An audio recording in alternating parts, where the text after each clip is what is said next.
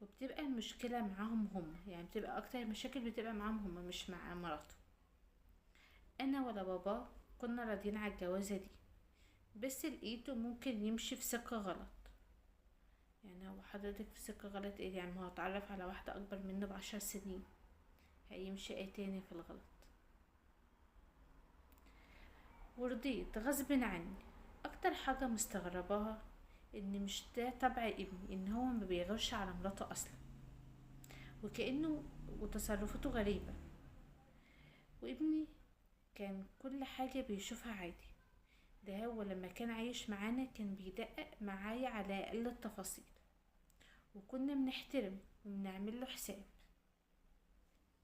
كأي أم كان نفسها تشوف ابنها عريس، لأنه وجعلي قلبي وكسرلي فرحتي.